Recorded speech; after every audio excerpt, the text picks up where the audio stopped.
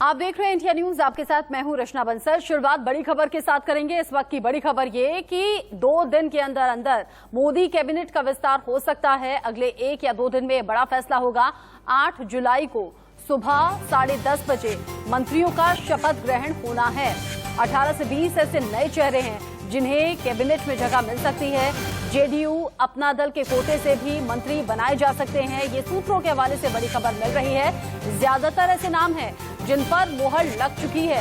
PM Modi की तरफ से भी इस पर मोहर लगी है। पीएम मोदी ने बड़े मंत्रियों के साथ चर्चा की है। मीटिंग्स के कई दौर चले हैं। उसके बाद ये लिस्ट तय हो पाई है। 18 से 20 नामों को लेकर चर्चा चल रही है। हालांकि औपचारिक तौर पर ऐलान बाद में होगा, जब जैसे जैसे औपचारिक पुष्टि की जाएगी। बड़ी खबर ये, मोदी कैबिनेट विस्तार से जुड़ी हुई एक और जानकारी। बीजेपी नेताओं के पास फोन कॉल पहुंचने लगे हैं। दिल्ली पहुंचने का सिलसिला लगातार चल रहा है। बीजेपी नेताओं को बीएल संतोष के जरिए फोन जा रहे हैं। अलग अलग राज्यों से कई नेता दिल्ली के लिए निकल भी चुके हैं। फोन करके नेताओं से कहा जा रहा है कि जेपी नड्डा के ऑफिस पहुंचिए और फिर वहां मीटिंग आपकी तय है। आज शाम 5 बजे तक जेपी नड्डा के ऑफिस नेताओं को बुलाया गया है। बीजेपी नेताओं को फोन करके बुलाया जा रहा है। दिल्ली के लिए कई नेता निकल भी चुके हैं। और इसी बीच बड़ा अपडेट कैबिनेट विस्तार पर चिराग पासवान ने बड़ा बयान दिया है। एलजेपी के कोटे से पासर नहीं बनेंगे मंत्री, ये जानकारी चिराग पासवान दे रहे हैं। कह रहे हैं कि पशुपति पारस अगर मंत्री बने तो जाना उन्हें कोर्ट होगा। ये जानकारी दे रहे हैं। चिराग पासवान कह रहे हैं कि पशुपति पारस अगर मंत्री बनते हैं तो फिर वो कोर्ट का दरवाजा खटखटाएंगे। एलजेपी के कोटे से अगर पशुपति पारस को मंत्री बनाया जाए तो फिर चिराग पासवान को इससे दिक्कत है। सीधे सीधे तौर पर चिराग पासवान ने कह दिया है। कैबिनेट विस्तार को लेकर जब चर्चा तेज चल रही थी, उसी वक्त से पशुपति पारस ने अपना मन बदला और फिर पार्टी में फूट सामने आ गई। किसी से पार्टी की अंदरूनी स्थिति छिपी नहीं। चिराग पासवान तभी से चाचा को लेकर बयान दे रहे हैं और कह रहे हैं कि पार्टी के अंदर जो कुछ हुआ वो चाचा ने ठीक नहीं किया। आशीर्वाद यात्रा भी उनके जरिए निकाली जा रही है। बिहार के लोगों का समर्थन जुटाने की कोशिश भी है। अब चिराग पासवान कह रहे हैं कि एलजेपी के कोटे से अगर पशुपति पारस मंत्री बने तो फिर कोर्ट का दरवाजा खटखटाना होगा। आगे बढ़ते हुए अगली बड़ी खबर जो है वो ज्योतिरादित्य सिंधिया से जुड़ी हुई। आज दिल्ली पहुंच रहे हैं ज्योतिरादित्य सिंधिया। देवास दौरा उन्होंने अपना रद्द किया और दिल्ली पहुंच रहे हैं। बड़ी जिम्मेदारी ज्योतिरादित्य सिंधिया को भी मिल सकती है। कैबिनेट मंत्री बनना उनका लगभग तय है और इसके लिए लंबा इंतजार भी ज्योतिरादित्य सिंधिया ने किया है। दिल्ली आने से पहले उज्जैन पहुंचे, महाकाल के मंदिर पहुंचे, दर्शन पूजन किए, आशीर्वाद लिया और इसी आशीर्वाद को लेकर साथ में दिल्ली पहुंच रहे हैं। अब बड़ी जिम्मेदारी स्वीकारने के लिए, संभालने के लिए। आप दिल्ली से बुलावा आ गया है सर, कितनी बजे तक निकलना है और क्या? यहाँ से मैं जा रहा हूँ कई जगह श्रद्धांजलि अर्पित करने के लिए। फिर बीजेपी कार्यालय भी मैं जा रहा हूँ, 2-3 लोगों के यहाँ भी जा रहा हूँ और ऐसा ही विस्तृत दौरा।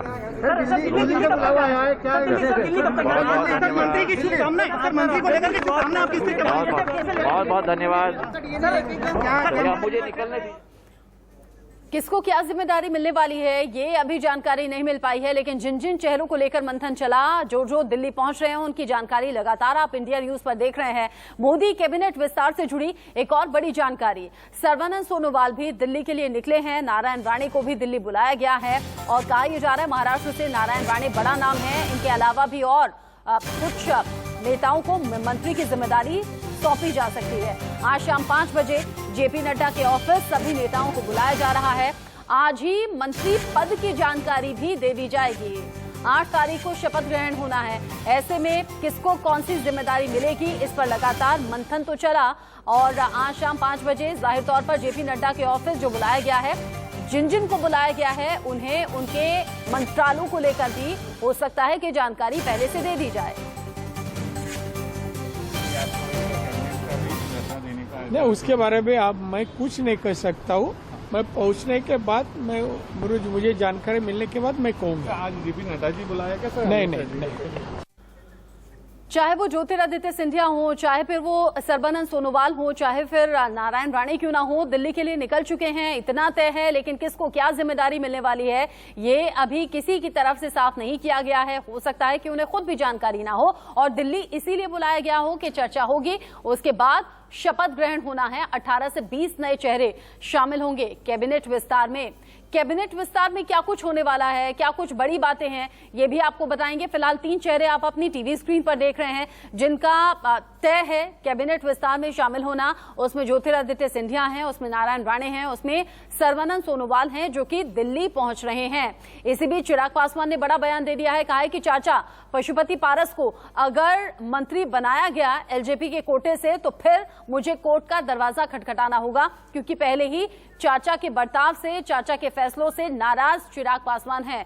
इसी बीच बड़ी खबर कैबिनेट विस्तार को लेकर। अब 8 तारीख को जब शपथ ग्रहण समारोह होना है, मोदी कैबिनेट का विस्तार होना है, क्या क्या कुछ बड़े फैसले हो सकते हैं, किस किस को मौका मिल सकता है, ये आपको हम बता देते हैं 1 या 2 दिन में। यानी कि 8 तारीख का अभी तक की जानकारी है कि 8 तारीख को सुबह 10:30 बजे शपथ ग्रहण का कार्यक्रम होना है, जिसमें 18 से 20 नए मंत्री बनाए जा सकते हैं, नए चेहरों को मौका दिया जा सकता है। मोदी कैबिनेट से कुछ मंत्रियों की छुट्टी भी हो सकती है और ये परफॉर्मेंस के आधार पर होगा, किसने अब तक कैसी जिम्मेदारी संभाली, क्या काम किया, उसके आधार पर फैसला होगा। फिलहाल मोदी कैबिनेट में 28 मंत्री पद खाली हैं, 11 मंत्री एक से ज्यादा मंत्रालय का जिम्मा संभाल रहे हैं। ऐसे में डबल जिम्मेदारी कई बार चुनौतीपूर्ण भी रहती है। जेडीयू कोटे से 2 कैबिनेट, 1 राज्य मंत्री बन सकते हैं, ये जानकारी मिल रही है। संजीव बालियान का प्रमोशन हो सकता है क्योंकि उनका रिकॉर्ड अच्छा रहा है। बाबुल सुप्रियो की छुट्टी लगभग तय मानी जा रही है, ये अभी सूत्रों के हवाले से खबर है।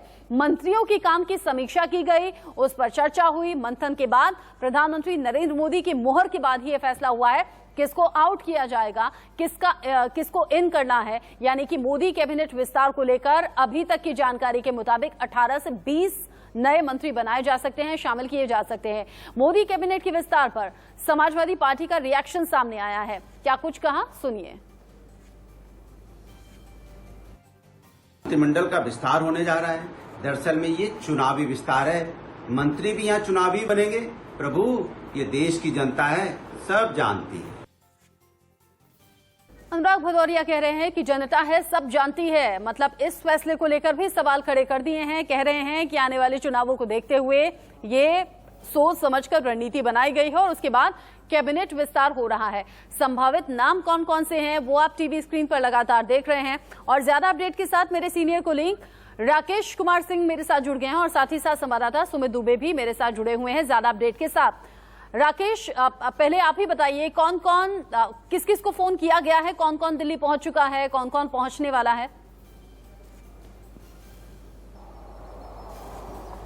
देखिए, सबसे महत्वपूर्ण बात यह है कि पिछले 2 महीनों से लगातार प्रधानमंत्री नरेंद्र मोदी बीजेपी के राष्ट्रीय अध्यक्ष जेपी नड्डा और केंद्रीय गृह मंत्री अमित शाह के साथ जो मंथन कर रहे थे उसका जो अंतिम रूप एक तरफ से दे दिया गया है। बीजेपी के राष्ट्रीय अध्यक्ष जेपी नड्डा और संगठन मंत्री बीएल संतोष की ओर से फोन जाना शुरू हो गया है। उसमें जो नाम है उसमें प्रमुख नाम है ज्योतिरादित्य सिंधिया, असम के पूर्व मुख्यमंत्री सर्बानंद सोनोवाल जो कि दिल्ली पहुंच चुके हैं, नारायण राणे कुछ ही क्षणों में पहुंचने वाले हैं, सुशील कुमार मोदी जो कि बिहार से आते हैं उनका नाम है।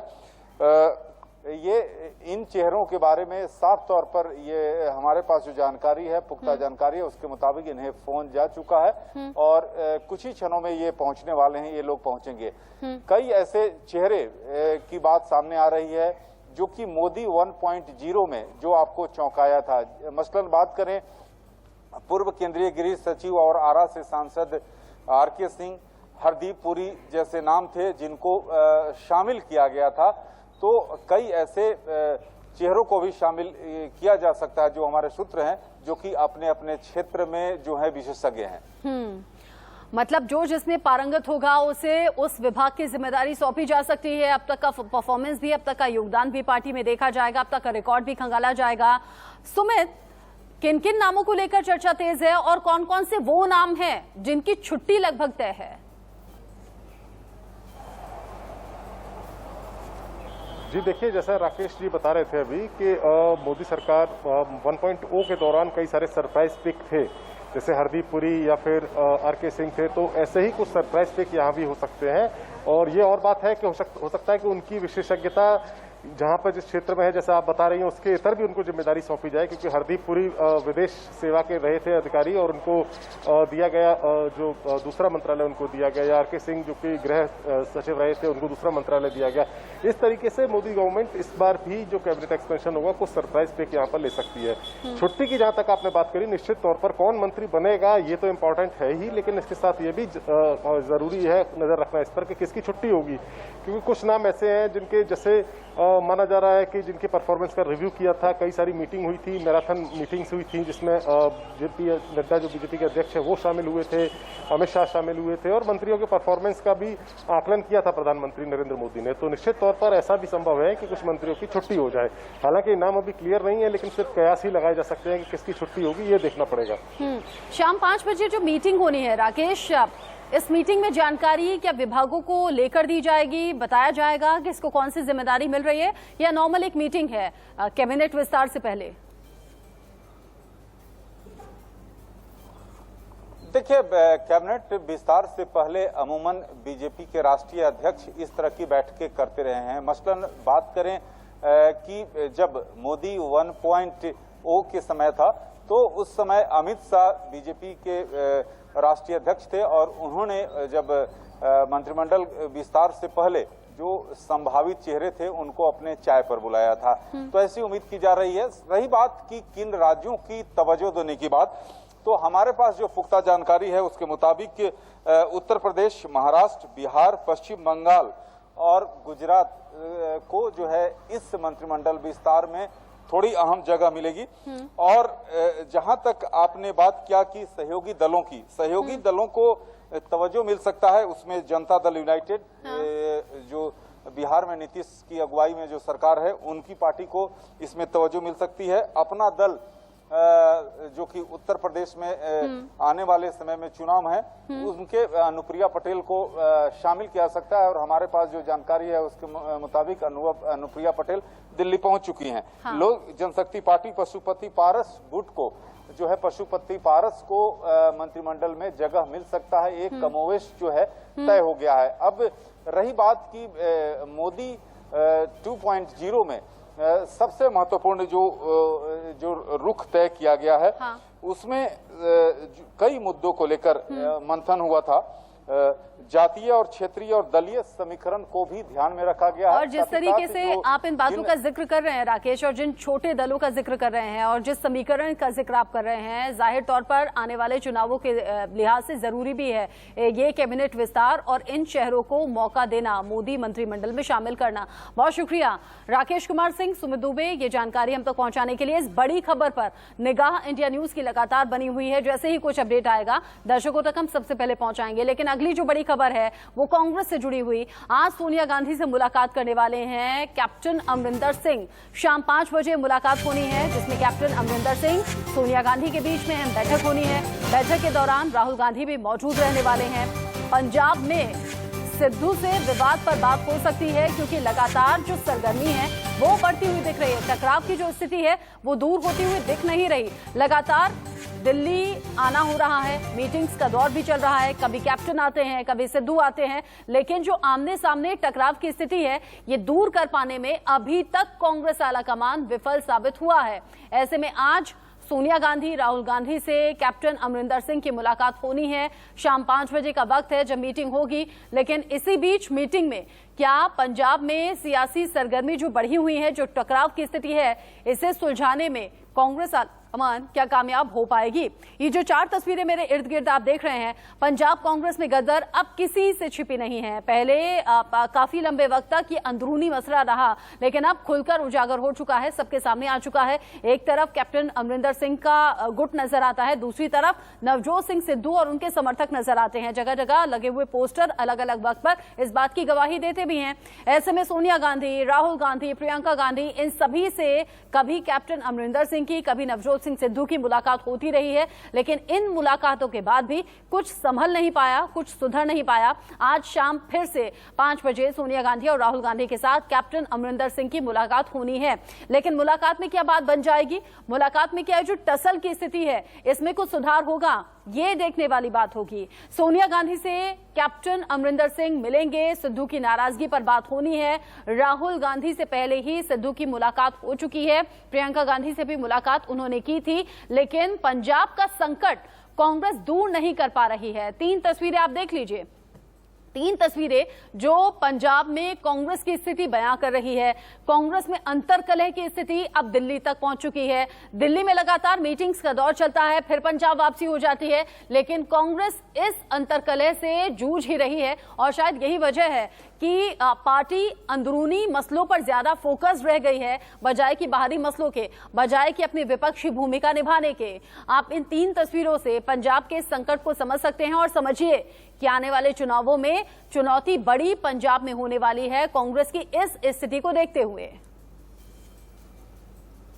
पंजाब के मुख्यमंत्री कैप्टन अमरिंदर सिंह का काफिला अब कपूरथला हाउस दिल्ली पहुंच चुका है।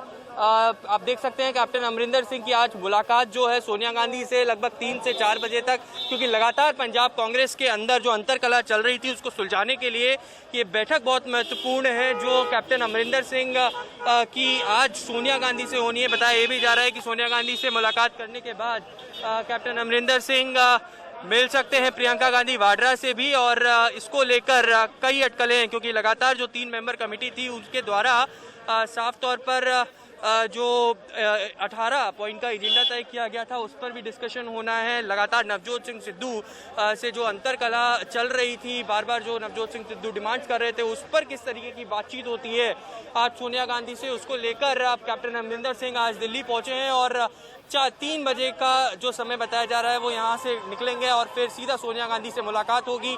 उसके बाद प्रियंका गांधी वाड्रा से मुलाकात होगी। बड़ी अहम बैठक माना जा रहा है, क्योंकि कहीं ना कहीं ये साफ तौर पर कहा जा रहा है कि आज की बैठक के बाद कहीं ना कहीं चीज़ें जो हैं वो क्लियर हो जाएंगी पंजाब कांग्रेस के बीच। लगातार नवजोत सिंह सिद्धू बड़ी पोजीशन पीसीसी के अंदर मांगने की बात लगातार करते आए हैं, उस पर क्या फैसला होता है आज की बैठक के बाद, ये शाम को आज तय होगा। लेकिन कैप्टन अमरिंदर सिंह पंजाब के मुख्यमंत्री अब दिल्ली कपूरथला हाउस पहुंच चुके हैं। कैमरा पर्सन अजय के साथ ऐश्वर्या जैन, इंडिया न्यूज के लिए दिल्ली से। और इसी खबर पर ताजा अपडेट के लिए सुमित दुबे का रुख हम कर लेते हैं। सुमित, आज शाम मुलाकात में क्या बात बन पाएगी? मुलाकातें इससे पहले भी हुई हैं, कैप्टन की भी, सिद्धू की भी, लेकिन इस अंतरकलह की स्थिति से कांग्रेस निकल नहीं पा रही है।